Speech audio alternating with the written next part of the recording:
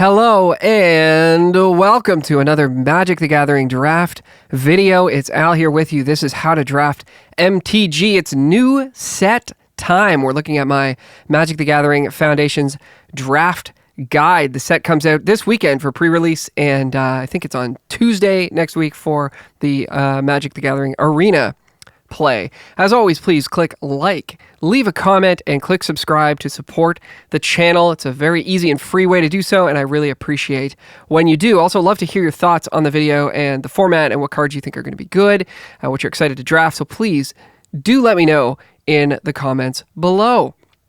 Let's get into it. This is a core set. If you're not familiar with core sets, they're sort of like introductory level products, a little bit simpler, a little bit less complex. Cards are a little less wordy. So in terms of draft, synergy is a little bit less important than in some of the more complex, higher level sets, if you will. So what we're really looking for most of the time is just really good rate. So good sort of mana cost, mana value to what you're getting from the card.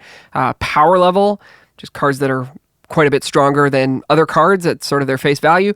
And curve, meaning that we want to make sure that our deck has a good amount of low-cost cards, good amount of ones, and especially twos. You want like good amount, like 6, 7, 8. 2 drops is usually really good in formats like this. 2 drops meaning 2 mana cards that are creatures that impact the board, as they say.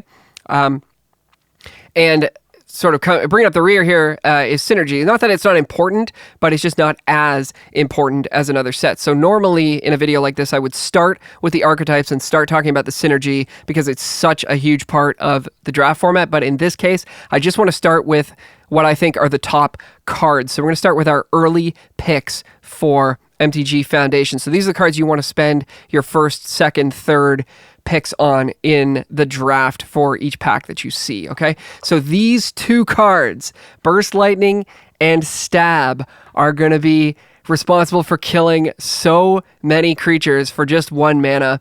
These kill a ton of the 1 and 2 mana creatures, of course. A lot of the 3 drops have 2 toughness, and there are some 4 and 5 mana creatures in this set that have 2 toughness that will die to these for only 1 mana. So these are going to be extraordinarily high picks. Burst Lightning especially is just one of the best cards in the set, certainly the best common in the set, as you can pay a kicker cost of 4 to have it deal 4 damage instead of 2. So yeah, both of these cards, single mana, essentially dealing 2 damage.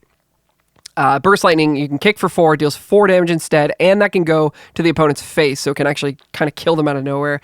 Stab is -2/-2 instead of dealing damage, which is nice because if your creatures get into combat with the opponents, if their 4/4 is blocking your 4/4, you can stab theirs, and you will win that combat. So these are going to be very high picks. You're going to want to start with your draft with these a good amount of the time. Other premium removal at uncommon here, a Braid. This is 1 and a red for an instant, deals 3 damage to target creature, or you can destroy an artifact. Again, just excellent rate. It's going to kill most of the things in this set. There's not a ton of stuff with high toughness in the set. Fiery Annihilation, 2 and a red for an instant, deals 5, and you exile the creature, and you exile an equipment that was attached to the creature. So this is just like 3 mana instant, kind of just kill whatever. Really high pick, really efficient card. You're going to want to take this early. Some good removal. This is not like the absolute premium stuff, but you're still going to be taking this pretty early in the draft, I would think.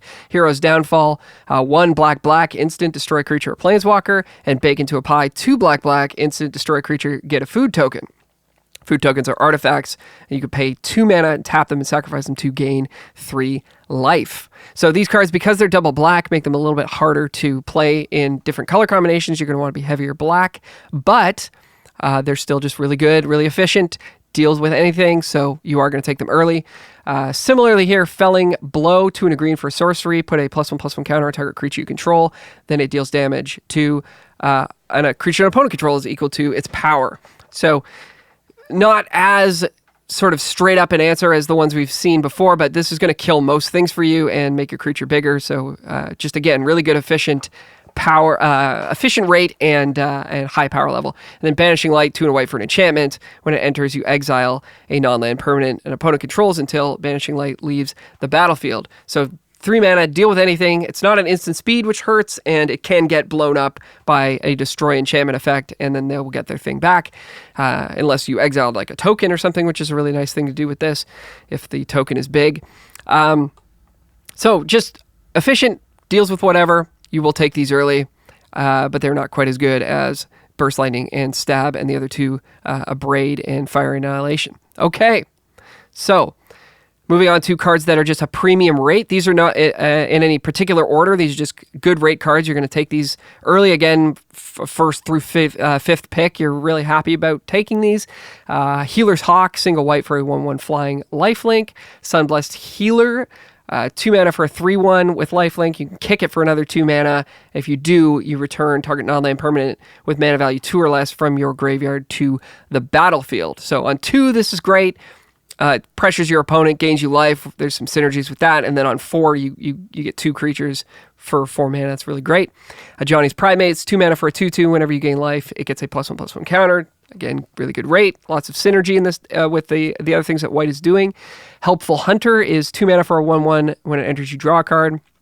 Felidar Savior is 4 mana for a 2/3 lifelink. When it enters, you put a +1/+1 counter on each of up to 2 other target creatures you control. So this is 4 or 5 worth of stats spread out. Some of it has lifelink. Just a ton of value for only 4 mana. This is going to be a top common for white for sure. Spectral Sailor, we haven't talked about yet. Single blue for a 1/1 flash flying. You can pay 4 mana to draw a card. So this is great early and will take over the game later on. Feybloom Trick is 3 mana for an instant in blue. Creates 2 1/1 blue fairy creature tokens with flying, and then it taps target creature and opponent control. So you're going to want to play this as your opponent is moving to their attack step. Tap down their best creature that you think they're going to attack you with, and then you get a couple of 1/1 flyers. Or you can wait for them to attack with their 3/1 lifelink or whatever and make a couple of fairies, block it. Awesome. A lot of utility here, and again, just a really good rate. Any card that makes multiple creatures is usually quite good.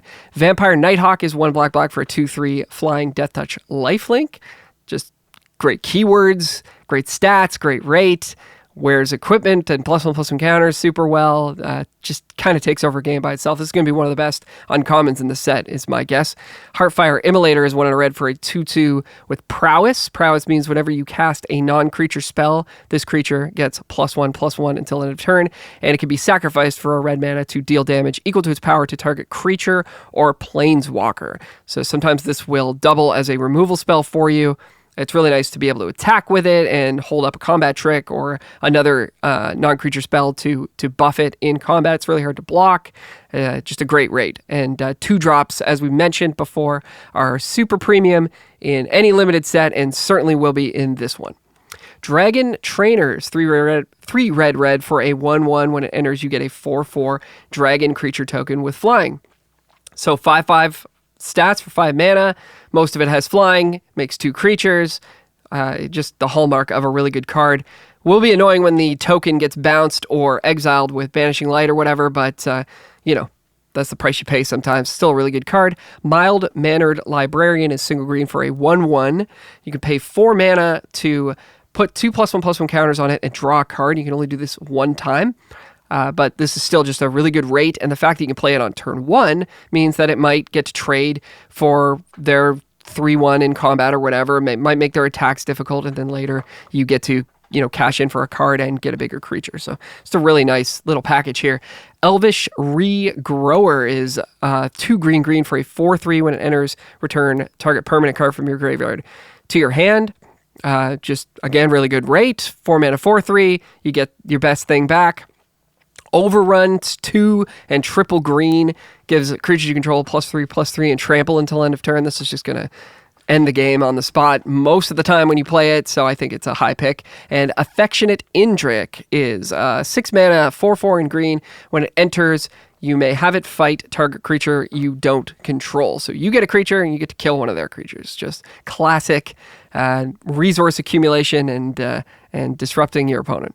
All right. And the last thing I want to talk about in the early picks are the top build-arounds in the set. These are cards that you're going to have to put a little bit of work into to make them the best they can be, but I think they will be quite excellent if you do. Cat Collector's 3 mana for a 3/2 in white. When it enters, you get a food token, and whenever you gain life for the first time during each of your turns, you get a 1/1 white cat creature token. So, pairing this with stuff with lifelink or other ways to gain life, you're just going to have a stream of cat tokens. It even gives you the first one kind of on, on spec with the food tokens. Just a ton of value for only 3 mana. Mischievous Mystic is 2 mana for a 2/1 flying. When you draw your second card each turn, you get a 1/1 blue fairy creature token with flying. So you will have to put a few cards in your deck that let you draw cards, but we kind of want to do that anyways, and 2 mana for a 2/1 flying is already good. So these are both excellent, going to be top uncommons in the set. And I'll go through these quickly as we'll talk about them more in depth, but these build-arounds are the signpost uncommons for their color pair that I think are worth taking early. Empyrean Eagle is the blue-white flyers uncommon.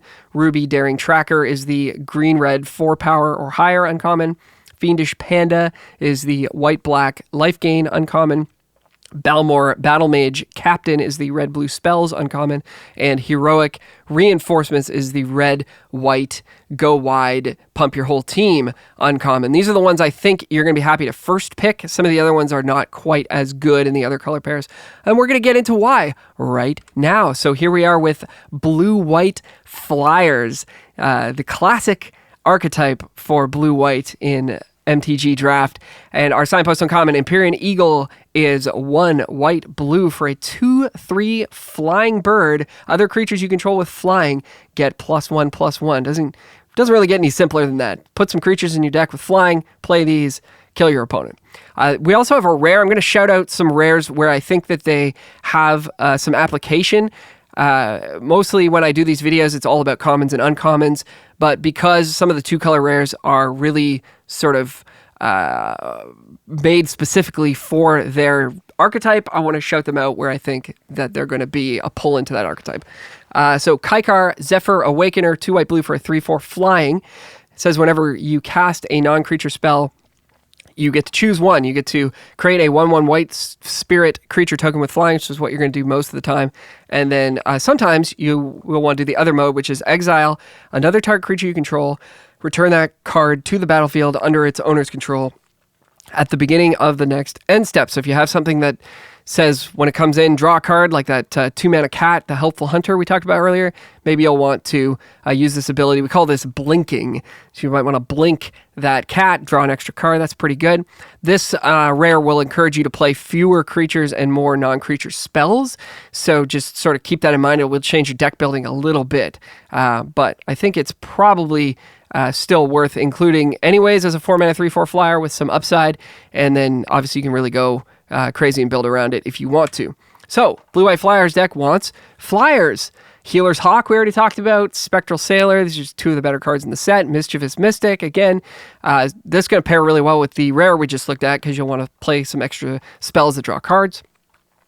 There's a nice Angels package out there in white as well. Youthful Valkyrie is a 2-mana 1/3 flying angel. Whenever another angel you control enters, Youthful Valkyrie gets a +1/+1 counter. And then there's a couple decent ones at common. Angels, Dazzling Angel and Vanguard Seraph, which you're happy to put in your deck. And then at the top end of this deck, Sarah Angel, 5-mana 4/4 flying vigilance. Just the classic.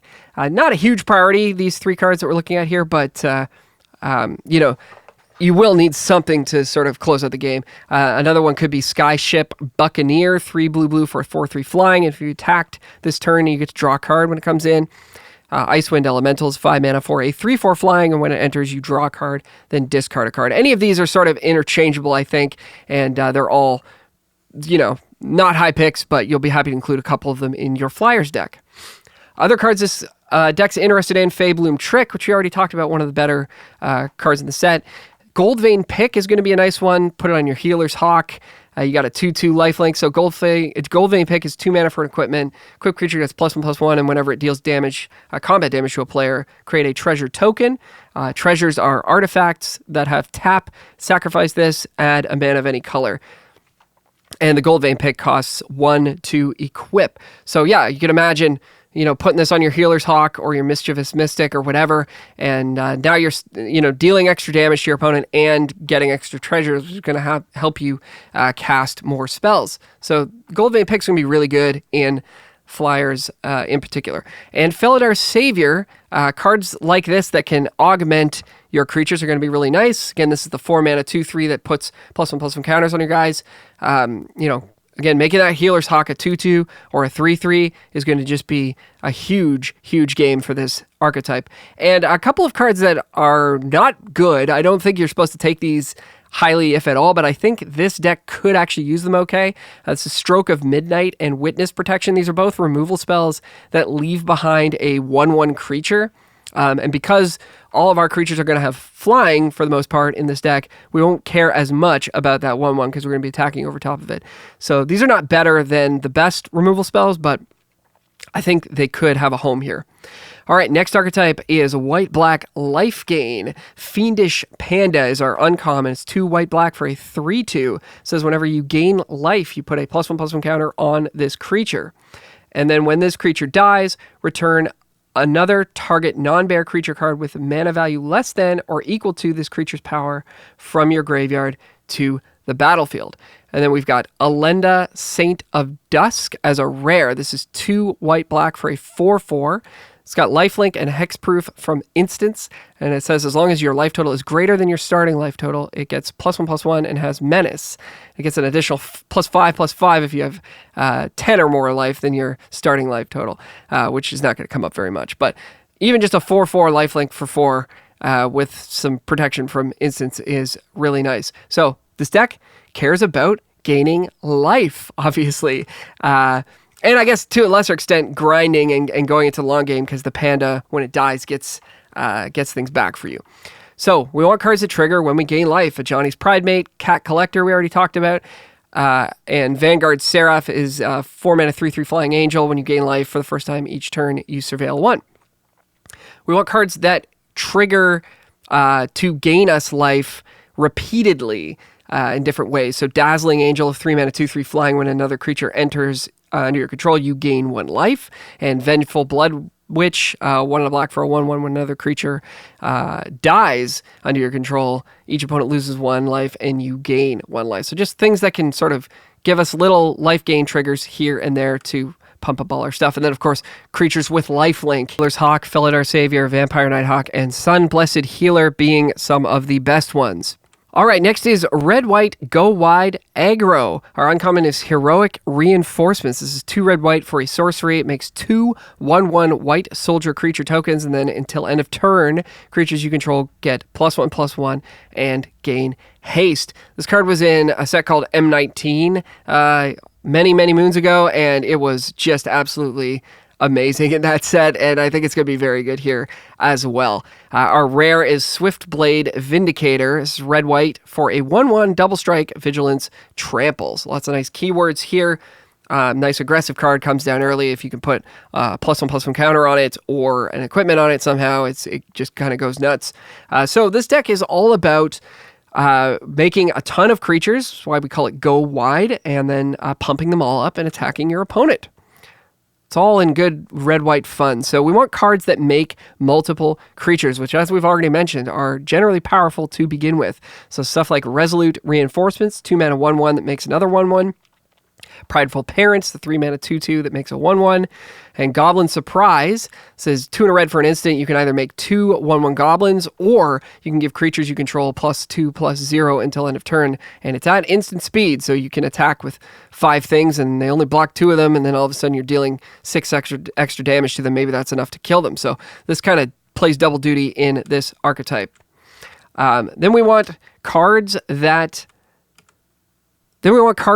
pump up your whole team. So Dauntless Veteran, 1 white for a 2/2. When it attacks, creatures you control get +1/+1 until end of turn. Felidar Savior doesn't pump your whole team, but certainly pumps a couple. It's 4 mana 2/3 that puts 2 1/1 counters on up to 2 other target creatures you control. And then Claws Out is 3 white for an instant. It costs 1 less for each cat you control, of which there are quite a few. And creatures you control get +2/+2 until end of turn. So again, this is just going to kill people out of nowhere in a deck like this. All right, on to our next archetype. White-green +1/+1 counters. Our uncommon is Good Fortune Unicorn. 1 green-white for a 2/2. whenever another creature you control enters, put a +1/+1 counter on that creature. So this is one that I'm not as hyped about in the uncommon slot, just because if it comes down late, it kind of doesn't do anything. So you really want to play it as early as possible, hopefully on turn 2 off of a Llanowar Elf, which is a card we are going to talk about in a little bit. And, you know, it will do some stuff for you. It's going to be an include in this deck, but I don't think it's an early pick or a reason to draft this deck. Anthem of Champions, on the other hand, I think is quite a bit better. This is our rare. It's green-white for an enchantment. It says creatures you control get +1/+1. So this just kind of does the thing every time, all the time. Now, it doesn't give counters, which is sort of a theme of this deck, so that is a downside of it, but still really good. 2 mana is good rate. We want cards that like when things get +1/+1 counters. So stuff like Wildwood Scourge is X and a green for a 0/0 that comes in with X +1/+1 counters on it. And then whenever 1 or more +1/+1 counters are put on another non-Hydra creature you control, this one gets a +1/+1 counter. So this can, again, it's not a very good card, but it can go crazy if you have a lot of stuff that gets counters. So another one to just kind of look out for later on in the draft. Inspiring Call is 2 and a green for an instant. You draw a card for each creature you control with a +1/+1 counter on it.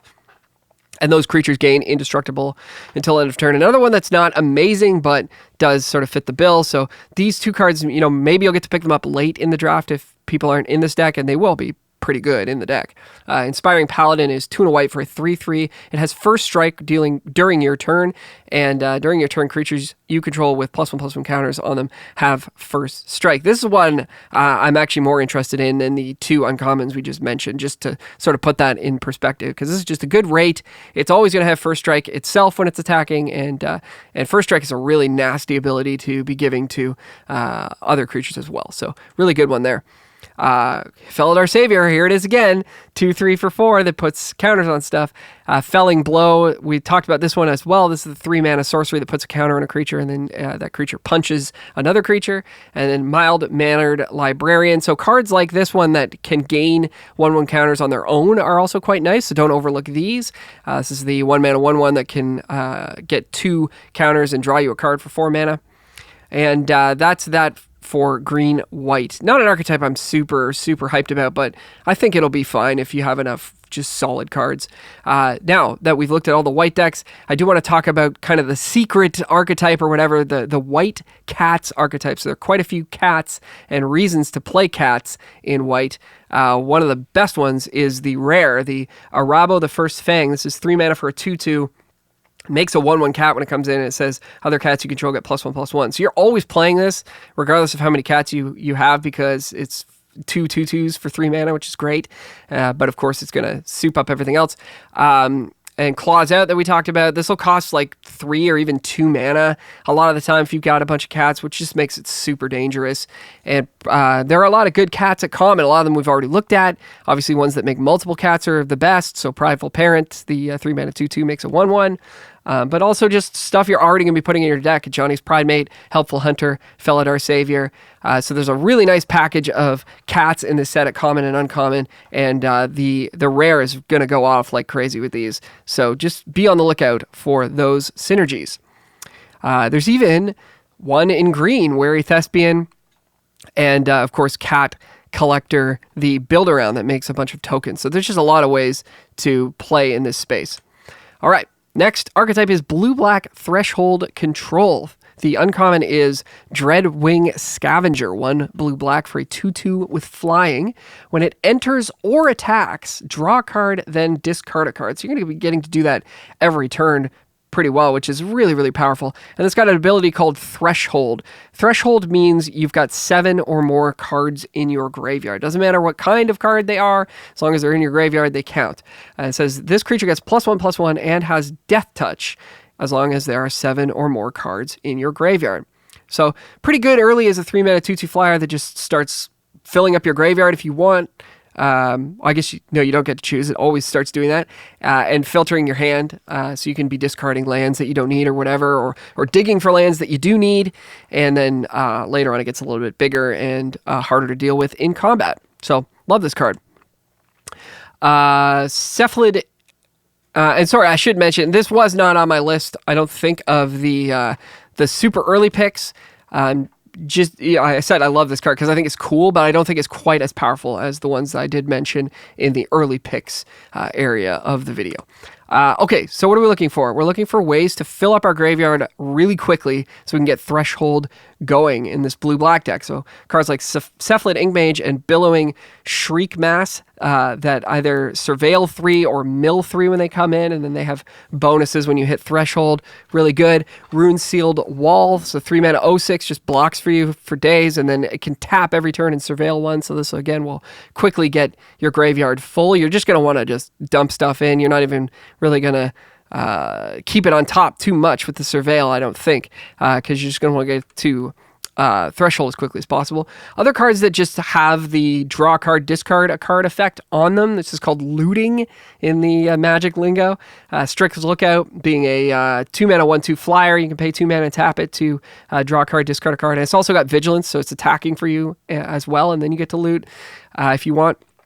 Refute 1 blue for an instant counter target spell, and then you loot. And Icewind Elemental, 5 mana 3/4 flyer that loots when it comes in. All really nice for this deck. Because we're filling up our graveyard, we're going to be interested in cards that can get stuff back. So these will give us some really nice selection. Imagine you've put 7, 8, 9 cards in your graveyard. That, you know, in those 9 cards, there's going to be a couple really good ones, and being able to pull those out of the graveyard is a really nice ability for a deck like this. One of the nice sort of reasons to be doing this kind of thing. So yeah, stuff like Inspiration for Beyond says 2 and a blue for a sorcery, you mill 3, and then you return an instant or sorcery from your graveyard to your hand. I should say, just in case people are new to the game, mill means you just take the top however many cards of your deck and put them right into your graveyard. So mill 3, you're putting the top 3 cards of your graveyard, library, your deck, your library, right into your graveyard. So you get to bring back your best instant or sorcery, maybe a really good removal spell, something like that. And you can also flash this back. So cards with the flashback ability, really nice from the graveyard. You can cast them from the graveyard for their flashback cost. So you'll see on the right here, Think Twice is another one here. This is 2 mana to draw a card, flashback for 3 mana. So if you just happen to mill this or discard it or whatever, you still get to use it, which is quite nice. And then Macabre Waltz is another nice one for this deck. It's 2 mana for a sorcery in black. Return up to 2 target creature cards from your graveyard to your hand, and then discard a card. So you put another card back in to sort of help with the Threshold, and you get your 2 best creatures back. So this is really just going to take over the game in the long game, especially if you got like a nice rare and you're sad that you milled it. In terms of early plays, you want cheap removal for sure to keep up with the aggressive decks. So stab, really important here. It's important in any deck, but I'm just going to point it out, especially in a deck like this. You really need to make sure you've got cheap removal early. Stuff like Burglar Rat, early plays that sort of take away resources from your opponent. So this is a 2 mana 1/1. When it enters, they discard a card. And then Gutless Plunder is a really interesting one. I don't think this card is very good, but I think it does kind of fit here. It's a 3 mana 2/2 with Death Touch, which means it can kind of block whatever for you and will deter attacks from your opponent to some degree. And when it enters, if you attack this turn, you can put the top 3 cards of your library into your graveyard, which is obviously something this deck really wants. So I think this card is bad, but I could also see a spot late in the draft where I need to pick up a couple of these just to sort of enable Threshold. And if you have a Burglar Rat on turn 2, or the Strix that we saw earlier, I'll just back up to it. The Strix Lookout, the 2 mana 1/2 flyer Vigilance, you'll be able to turn on the raid ability so that this thing works. So I don't think it's a total blank, but I also think it's pretty bad. But I do think it has a home here, so hopefully I'm clear on that. All right. Red, blue spells. The Great Balmor Battle Mage Captain is our uncommon. This is blue-red for a 1/3 flying legendary bird wizard. This was an absolute banger in its original set. I think it was Dominaria United, I think, or maybe it was original Dominaria. Anyway, really good. Whenever you cast an instant or sorcery spell, creatures you control get +1/+0 and gain trample until end of turn. And that trample is no joke. That matters a lot. Because then all of a sudden, if your opponent's got 1/1 tokens and they're trying to block, it's not good for them anymore. And I will point out Thousand Year Storm, just because it really looks like it's tailor-made for this deck. I don't think you should pick this or play it ever. So just be aware of that. This is not a build around that I think is going to work. It's too expensive. It doesn't do anything when it comes down, and then you have to have multiple spells in hand to actually get any value from it, and by then you're probably dead, to be honest with you. So don't take Thousand Year Storm. Oops. Wrong button. All right. So, huge shout out to the best payoff for this deck, Tolarian Terror. This is 6 and a blue for a 5/5, but it costs 1 less to cast for each instant and sorcery in your graveyard. So, it kind of goes without saying, based on Balmor, that we want to pile as many instants and sorceries as we can into our blue-red decks.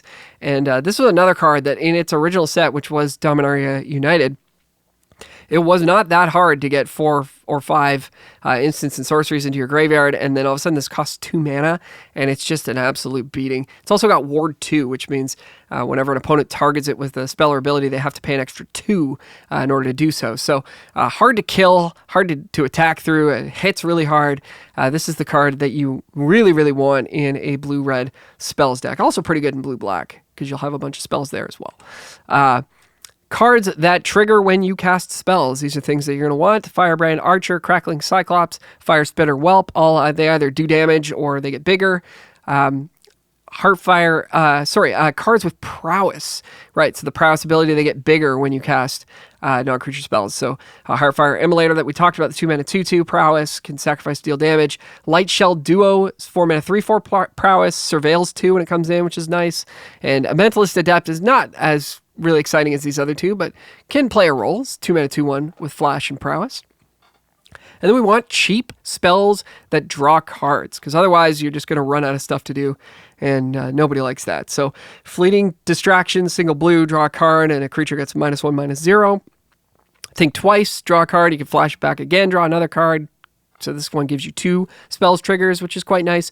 And Thrill of Possibility, 2 mana, discard a card, draw 2.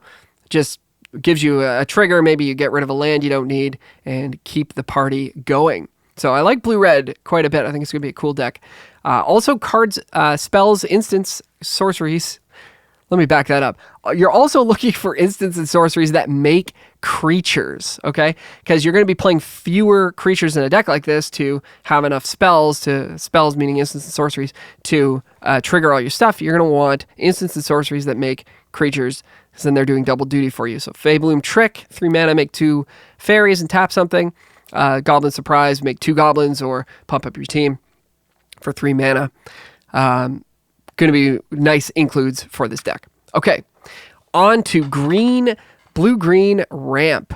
Another deck that doesn't really seem like it's doing a whole lot to me, but it has one of the best cards in the set in its colors, and that is this rare here, Coma World Eater. 3 green, blue for an 8/12.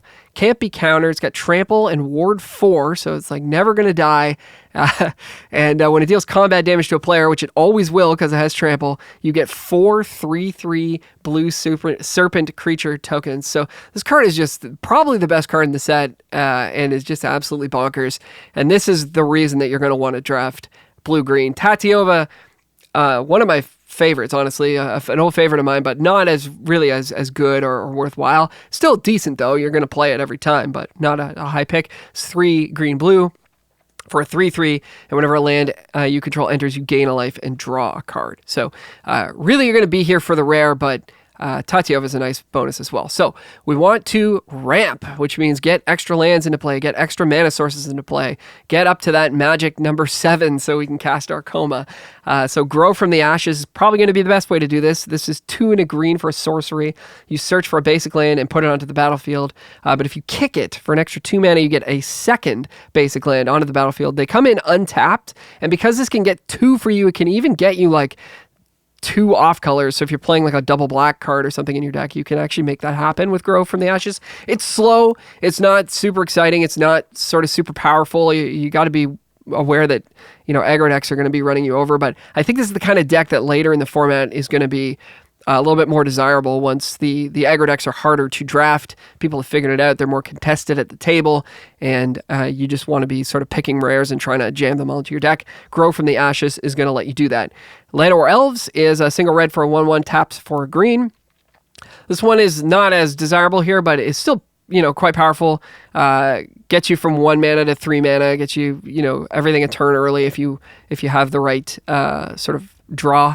And it can also block, which kind of is going to matter, I think, in this deck. Burnished Heart is 3 mana for a 2/2. You can pay 3 and sacrifice it to search for 2 basic lands, put them onto the battlefield tapped. This card is pretty bad, but if you have Coma, I think you're going to play it just because you want to get to 7 mana. Yeah. That's kind of what this deck's trying to do. Trying to get a lot of mana and play big stuff. So aside from Coma, some big stuff you can play. Meteor Golems, 7 mana, 3/3. When it enters, destroy a target non-land permanent an opponent controls. Grappling Kraken is 6 mana for a 5/6. And whenever a land you control enters, you get to tap and stun a creature. And Affectionate Indrik, 6 mana, 4/4. And when it comes in, it fights something. You're also looking for early plays because you don't want to just sit there and do nothing. You're gonna die if you do that. So early plays that have mana sinks built in, meaning you can spend mana on them later in the game when you have a ton of mana and nothing to do with it. Well, you want to have something to do with it. So Spectral Sailor, the single blue 1/1 flyer that you can pay 4 and draw a card is nice here. Gnarled Colony is 2 mana for a 2/2, which is going to be kind of what you need just to block and stay alive. But later, if you draw it, you can kick it for an extra 3 mana, and it's a 4/4 with trample instead. Mild-Mannered Librarian, the 1 mana 1/1 that you pay 4, make it a 3/3 and draw a card, as we already talked about.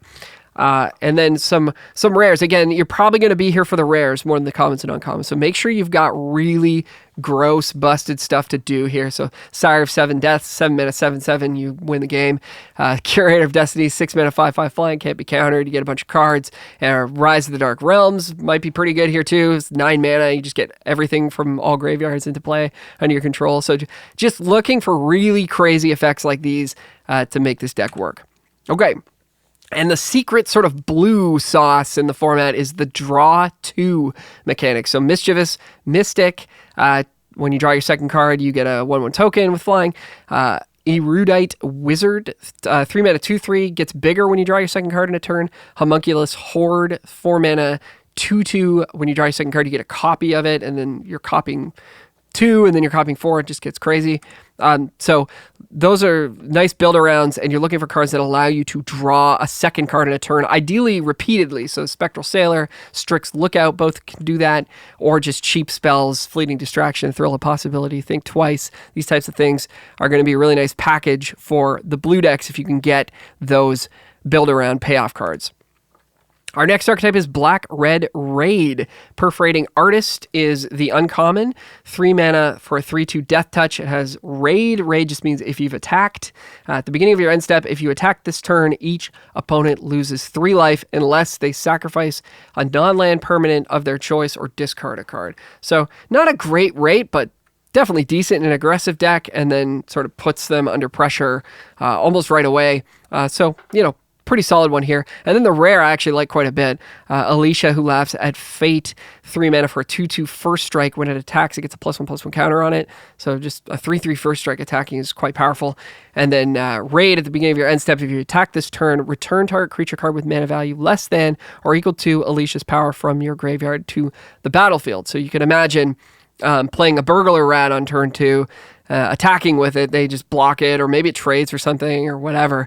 They probably just block it and eat it, and then you get to Alicia it back into play, and they discard again, or whatever, or you just get your 2 mana creature back. Like, just really, really good. So we're looking for good cards with Raid. Strongbox Raider, 4 mana 5/2. When it comes in, if you've attacked this turn, you exile the top 2 cards of your library, you choose one of them, and you could play that card until the end of your next turn. So all the way through the end of the following turn, you can play that card. Cards like this, this is called an impulse draw, at least in my lingo. When you have these, you want to not play your land before you impulse, just in case you hit a land off the top, and then you can make sure that you play that. Gorehorn Raider, 5 mana 4/4 with Raid. It deals 2 damage to any targets. Quite good. Goblin Borders, less good, but still fine here. It's 3 mana 3/2. Comes in as a 4/3 instead if you've raided. So we want ways to raid. We want creatures that can attack well. So Sanguine Siphoner, not a good card. I'll put that out there, but I think it has a home here. 2 mana 1/3. When it attacks, each opponent loses 1, and you gain 1 life. Because it's got 3 toughness, it's probably not going to die when it attacks. So it's a nice little way to enable raid for you. And, you know, if they don't block it, they're taking 2. That's pretty good from a 2-drop. Vampire Nighthawk, the banger busted uncommon. It's got flying, so it's hard to block. It's going to get in there for you. And Heartfire Immolator, I should say, the 2-mana 2/2 prowess. So you'll want to attack with this before you cast another spell on turn 3 so that you can threaten that you might have an instant or sorcery in hand that can pump it up, and that will make it difficult for your opponent to block it. So it'll go well here, and it'll go well in any deck, but nice one here. Combat tricks as well to just make sure that our creatures aren't straight up dying all the time. We want to be able to attack with some amount of impunity, I should say. Sure Strike, 1 and a red for an instant, +3/+0 for strike. Fake Your Own Death, 1 and a black for an instant, +2/+0, and then when the creature dies, it comes back and you get a treasure token. Again, pretty nice with that Burglar Rat that makes them discard. But just stuff like this that makes sure that you can have clean attacks is good. And then, of course, cheap removal, Burst Lightning being the best. Just ways to get blockers out of the way so you can keep attacking, keep triggering raid. Next archetype is green-black Morbid.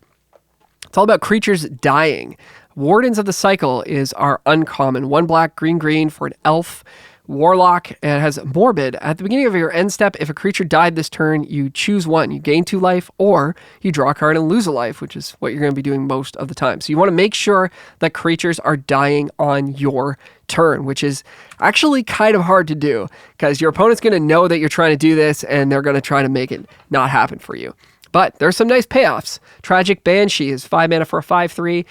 Give something -1/-1 until end of turn when it comes in, which is already pretty good. But if something died this turn, a creature gets -13/-13, which I think will kill literally anything in the set other than maybe a couple of the rares that have protection or whatever. Needletooth Pack is 3 green for a 4/5. If something died when it enters, put 2 +1/+1 counters on target creature you control. So a nice immediate impact and a good 4/5 body. And of course, this can happen every turn for you as well. So this can really get out of control. And then Cackling Prowler, a little bit less exciting, but still decent. It's a 4 mana 4/3 with Ward 2. At the beginning of your end step, if a creature died this turn, the Prowler gets a +1/+1 counter. So ideally, you play this after combat, something has died.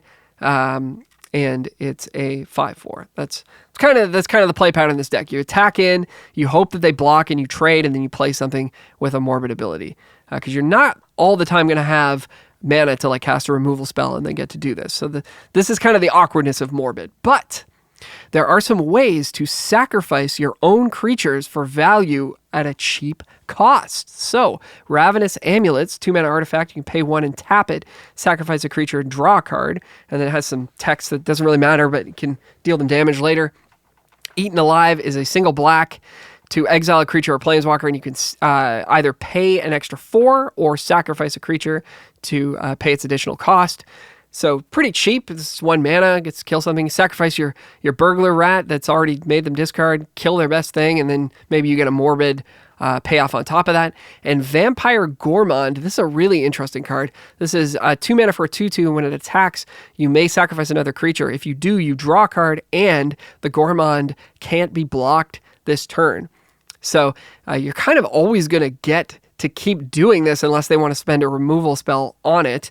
And it doesn't cost you any mana at all. So this is going to be a really, really important enabler for this deck and this sort of strategy in general. Now, of course, we need things to sacrifice, and there are plenty of them in this set. Infernal Vessels, a 3 mana 2/1 that comes back when it dies as a 4/3. Infestation Sage is a 1 mana 1/1 that dies into a 1/1 flying. Reassembling Skeleton is a 2 mana 1/1 that you can pay 2 mana to bring it back from the graveyard into play. And then Burglar Rat I keep talking about is a 2 mana 1/1 that makes them discard, and then you're happy to just sacrifice it later. Now, these are all part of kind of another secret archetype, I'm sort of using that phrase here, for black. Black's got this whole sacrifice package. You don't necessarily need to play it in black-green, although I think it's sort of tailor-made for that. But there's also a really nice card called Involuntary Employment. This is 3 and a red for a sorcery. You gain control of target creature until end of turn, untap it, and it gains haste, and then you get a treasure token.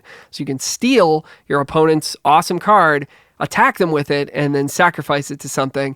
And that's just the ultimate feel bad for them and really good value for you. So be on the lookout for this package of black, nice sacrifice fodder creatures and sacrifice outlets that can sort of make a deck on their own, and then you can decide what you want your second color to be. And it could be green, could be red, or it even could be white or blue. It doesn't really matter a ton because it's just a nice package here. Okay, and then another secret archetype is the green-black Elves archetype, or just straight up green Elves. So we've got some nice build around rares here. Lathril, Blade of the Elves is 2 black green for a 2/3 menace. When it deals combat damage to a player, you get that many elf tokens because it's got menace, a little harder to block. So, you know, if this connects once, you're really, really happy with it. And then you can tap it and 10 untapped elves you control to make them lose 10 life and you gain 10 life. I don't know if that's going to happen all that often, but, you know, it's a nice one. It's not an early pick, but if you're sort of in green, you got a bunch of elves and you see this later in the draft, you're going to take it and you're going to play it. Elvish Archdruid and Dwynen Guiltleaf Dan are sort of the more prominent build-arounds for this. They both give your other elf creatures +1/+1. The Archdruid can tap for a bunch of mana for how many elves you control, and Dwynen will give you 1 life for each attacking elf. So, yeah, these are the ones you really want to focus on, and I think you can pick them kind of early and try to go into the elf archetype. There are not as many as there were cats, but there's some pretty good ones. Llanowar Elves being the best of them, the 1-mana 1/1 that taps for green. Dwynen's Elite is a 2-mana 2/2. When it enters, if you control another elf, you get a 1/1 elf token. This is a card that's really not playable unless you've got, I don't know, 5 other elves, I would say, because you really don't want to be playing it as a 2-mana 2/2. You will if you have to, but it is good if you've got a bunch of elves, that's for sure, because it makes 2 elves for you. And then Infestation Sage, we already talked about, is itself an elf. Nice synergy there. So look out for that. Red-green 4-power is our next archetype. Our uncommon is Ruby Daring Tracker. This is red-green for a 1/2 with haste, and whenever Ruby attacks while you control a creature with power 4 or greater, Ruby gets +2/+2 until end of turn. So it's attacking as a 3/4 if you have a creature with power 4 or greater. And Ruby can tap for a green or red mana as well. And because it's got haste, it can do that right away, which sometimes matters. Our rare is Ashroot Animus. It's 4 mana for a 4/4 with trample. When it attacks another target creature you control gains trample and gets +X/+X until end of turn, where X is this creature's power. So it's attacking and it's adding another 4/4 of stats onto another creature. Just a huge beating for only 4 mana. Of course, it's got 4 power, which is what this deck cares about. We want lots of creatures with 4 power so we can get these payoffs cards going. Nessian Hornbeetle being the best of them. It's 2 mana 2/2. The beginning of combat on your turn. If you control another creature with power 4 or greater, the Hornbeetle gets a +1/+1 counter. Courageous Goblins, a 2 mana 2/2. When it attacks, gets +1/+1 menace if you have a 4 power creature. And Garruk's Uprising, 3 mana for an enchantment. If you have a power 4 or greater, when it enters, you draw a card. Creatures you control have trample, and then whenever a creature you control with power 4 or greater enters, you draw a card for that as well. So this one, not super happy to take this early, but I would take it late if I had what I felt like was enough sort of enablers for it. Thinking like 5-6 ways to sort of have a 4-power creature in place, kind of what you want here. And what are those ways? Well, Slumbering Cerberus is a really interesting one. It's a 2 mana for a 4/2. So you don't see 2 mana cards with 4 power very often. Problem is it doesn't untap. You have to have killed something for it to untap. Now, it does trigger on each turn, so if you kill something on your opponent's turn, if they attack and you block or whatever, this will get to untap. So this is a weird one. I don't know how good it's going to be, but it does enable all your 4-power stuff for only 2 mana. I think it's going to be pretty decent in this deck. I've also got Ambush Wolf and Eager Truffle Snout, which are both 3 mana 4/2s, which is kind of right right where you want them. You want your 3 mana cards to have 4 power in this deck. Other things that are nice for a 4-power deck: Felling Blow, stuff that puts 1/1 counters on stuff. Felling Blow puts a +1/+1 counter, and then the creature punches. So this can bring your 3-power creature up to 4, and then now you're turning on all your stuff. Goblin Borders can be a 4/3 if you've attacked. And Quick Draw Katana is an equipment that costs 2 and 2 to equip. And during your turn, the creature has +2/+0 in first strike. So this will sort of guarantee pretty much that you have a 4-power thing. All right, that's our archetypes. So we'll just get into some sort of the usual advice I give on how to draft. So in pack 1, when we're drafting, we're going to try to stay close to one color if possible. You can take a few off color cards if you want, no problem. And you're going to try to prioritize cheaper cards. So basically my approach in most sets is, if I start with a good rare, I'm going to try to stick to that color. If I start with a pack that just doesn't have anything that's all that good, then I won't necessarily try to stick to that color. I'm going to branch off to other colors. But as long as you've got some good stuff going on, you kind of want to stay as close to one color as you can. And then pay special attention to picks 9 through 14. This is known as the wheel. This is when the pack has gone all the way around the table and you're now seeing it for the second time. So you could see right in front of you what the other players at the table have not been taking. So if there's a really good blue card or something, or like one of the 2-color uncommons comes all the way around and it's one that you think is really good. It's like, okay, well, this might be a signal that I need to move into this archetype because nobody else at the table is drafting this. And in packs 2 and 3, you continue to take powerful cards of your main color where possible, and then we let the good cards we open or get passed to us determine our secondary color and final archetype. So you want to pay attention to this pack direction. This isn't always evident in arena drafts, and sometimes if you haven't drafted in paper, you may not know that the packs go clockwise in pack 1, counterclockwise in pack 2, and then clockwise again in pack 3. So what this means is that if you were getting a lot of good red cards passed to you in pack 1 and you were like, oh, this is sweet, I'm going to be a red deck. In pack 2, you stop seeing them because the packs are going the opposite way and the opposite sort of thing is happening. Don't freak out and think, oh no, red's not happening, I need to switch. You can usually depend on what you were seeing in pack 1 to be the same as what you're going to see in pack 3. So when you stay close to that one color in pack 1, augment it in pack 2 with other stuff that you're seeing, and then you get rewarded again for being in that color from pack 1 again in pack 3. All right, now let's play a game called Where Does It Belong? When you're picking cards, I want you to ask yourself, where does it belong? What deck or decks does this go in? This can really inform your decisions about what you want to take. So I'm going to sort of put on the screen a few cards that I think are, they may look like they're similar in power level, and I'm going to sort of explain to you why they're kind of different in the draft. So Burst Lightning is our first one here. This is single red for an instant, deals 2. You can kick it for 4 and it'll deal 4 instead. So this card goes in any deck that's playing red, and even some decks that aren't playing red but are just trying to splash red. Maybe they're just playing like, a couple of dual lands or an Evolving Wilds that can go and grab a land and a mountain in their deck, and they can still play this, right? So this goes in any deck. If you take this early, you're almost never going to not put it in your deck. So this, I would say, goes in every deck that can possibly cast it. Strongbox Raider is 2 red for a 5/2. It has Raid. You exile the top 2 of your library, choose 1, and you can play those next turn. So does this go in every single deck? Well, it goes in red-white because that deck wants to attack. It goes in red-green. That deck wants to attack as well.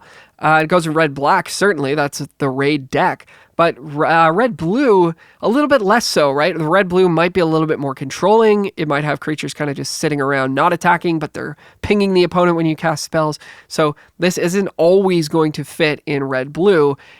So it just limits you a little bit more if you're taking this early. It's also a 4-drop, so you would never take this over Burst Lightning. But just sort of as an example of where these cards might land. Battlesong Berserkers, 3 red for a 3/4. Whenever you attack target creature you control gains +1/+0, and Menace until end of turn.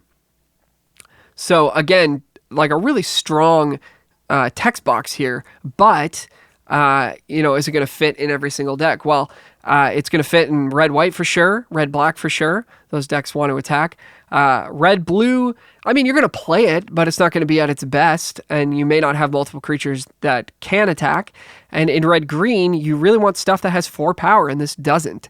So it's not really going to fit well there either. So this card is really only going to be at its best in 2 out of the 4 possible decks that have red in them. And then finally, Fire Spitter Whelps, 2 red for a 2/2 flying. Whenever you cast a non-creature or dragon spell, it deals 1 damage to each opponent. This card really is only going to perform well in red-blue, and it's not even going to be like amazing there. It'll be good, but like, you know, you're probably not playing this in red-white or red-black because they just have better aggressive creatures in those decks. It's 3 mana for a 2/2 is just not a very good rate. And then red-green doesn't care about this at all because it wants that 4 power sort of stat line in the 3 mana slot. So this really only fits in one deck and is not necessarily even super premium there. So hopefully this exercise just kind of gets your mind going about where cards fit as you're drafting them. Because you could have a draft where you go Burst Lightning into Strongbox Raider, into Battlesong Berserker, into Firespitter Whelp, and you're like, wow, I've got 4 really good red cards. Like, well, where are these going to go? And are they all going to fit in the same deck together and work together in a nice way? And my argument would be maybe not. So something to think about. All right, and finally, some deck building tips. We're going to play 2 colors, especially in a format like this. Multicolor is going to happen if you have green-based decks with Grow from the Ashes. Sure, you can splash, you can play a bunch of stuff, but those are going to be slow and they're going to be vulnerable to aggro. So aside from that, really play 2 colors as best you can. Play 17 lands. A deck with no cards that cost more than 4 mana can play 16 lands. So you may have some red-white decks, some red-black decks that, you know, you've only got a couple of 4 mana cards that are most expensive. You got a ton of 2-drops and some 3s, and yeah, you can play 16 lands there and play a low curve. Even in your controlling decks, you want to have lots of cheap cards. Your control decks want to have cheap cards that kill things. Your aggro decks want to have cheap creatures that can attack, and you don't want to have too many expensive cards. In your aggro decks, your expensive cards should sort of either kind of win the game on the spot, like some of those mass pump cards that we looked at, or, you know, deal direct damage. And in your control decks, those, you know, the expensive cards are going to be your bombs, your rares, whatever, your big things that you're sort of building up to. But you don't want to have too many of those. Okay. That's going to do it for this video. Thank you so much for watching. As always, click like, click subscribe, leave a comment. Let me know what you're looking forward to in this set. If you think it's going to be fun, what decks you think are going to be good, what cards you're looking forward to opening. Let me know in the comments below. And you can always reach me at howtodraftmtg@gmail.com if you have any questions or would like to inquire about private coaching. Best of luck in your drafts. Thank you so much for watching. Bye for now.